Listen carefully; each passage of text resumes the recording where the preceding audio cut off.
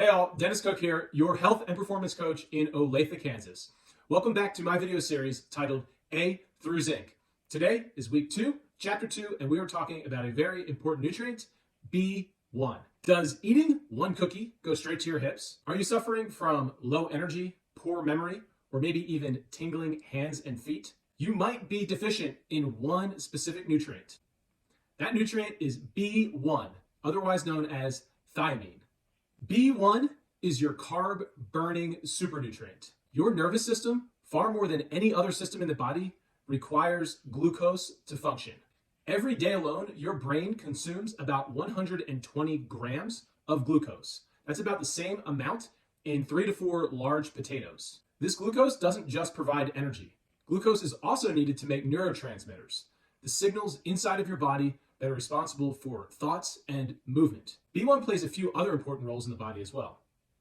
It helps protect us from oxidative stress. It helps us recycle other important vitamins like vitamin K and folate. We need B1 for healthy daily detoxification. And we also use B1 to not only synthesize carbohydrates, but fats, proteins, and many other things inside of the body, including down to the building blocks like our DNA.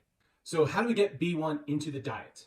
If you're a real food eater, then the best way is to have about 3 to 4 servings of legumes per day. So think peas, beans, lentils, things like that. Otherwise, a really popular source is nutritional yeast. I also really like brewer's yeast. Nutritional yeast and brewer's yeast have naturally occurring vitamins, including vitamin B1, that we can get in high concentrations when we use them as supplements. 2 heaping teaspoons of nutritional yeast per day will be plenty to get adequate amounts of B1. I've also had great success with the brewer's yeast tablets, and I actually think they taste kind of good for a tablet, as weird as that might sound. Mushrooms, pork, sweet potatoes, these are also good sources of B1. However, it would be really difficult to get an adequate amount from those foods alone. So you really ought to plan on including either high amounts of legumes, brewer's yeast, nutritional yeast, or also whole grains. In terms of multivitamins, you could always just get a B1 supplement. There is no known toxicity level for B1, and none of the forms really seem to be better than one or the other, so you really have a lot of freedom to experiment there. Now, as you might know, my favorite multivitamin is the Whole Earth and Sea multivitamin by Natural Factors. Of course, the men's multi, which I take, has 133% of the daily value of B1, and it's in a really great form that's said to be really good for getting into the nervous system. One last point is that we need to look out for B1 antagonists in the diet, things that are going to potentially deplete our B1 reserves. Alcohol is a primary culprit. Certain seafoods can be an issue as well. However, this is kind of a broad topic and it's really hard to give specific direction on that. However, with that said, given that alcohol, red wine, seafood, these are all potentially issues with B1, then someone who is practicing a Mediterranean diet would be well advised to be very intentional about getting B1 into their diet regimen or supplement regimen. Of course, if you are on a Mediterranean diet, you might be eating higher whole grains. Using an app like Cronometer actually will give a micronutrient profile of your daily food intake. So if you're tracking your food and tracking how much whole grains you're getting, you might get an idea of how much B1 you're getting through your diet. Now, I'm more on the paleo side of the fence. I don't always love whole grains. In fact, I tend to stay away from grains in general, with a few exceptions.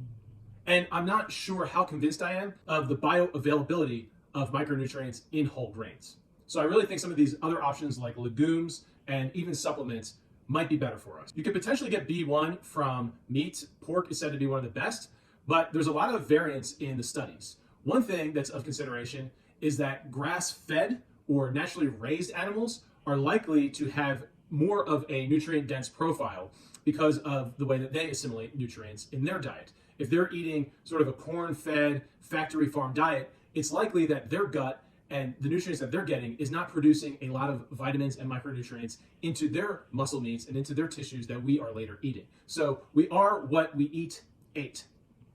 So on a final note, we need B1 for a healthy, functioning nervous system. B1 is responsible for metabolizing things like carbohydrates, fats, and proteins.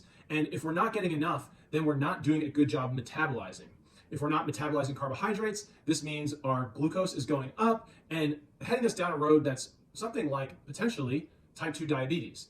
if we're not metabolizing fats and proteins, then we're not properly repairing our body and getting the energy we need to feel great, let alone have good cognition and good mood. So B1 is critical for our energy, for our sense of well-being, for clarity of thought, for accuracy of memory, for making good decisions.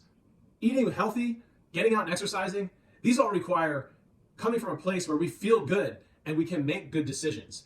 If we're missing an essential nutrient like B1, then how silly would it be to let something like that get in the way of making great decisions to continue our health journey? If you have any more questions, you can reach me at Vitality Chiropractic and Family Wellness in Olathe, or feel free to leave a comment below, or book an appointment with the link in the comments. I hope you all have a great day. In health, Dennis, I'm out.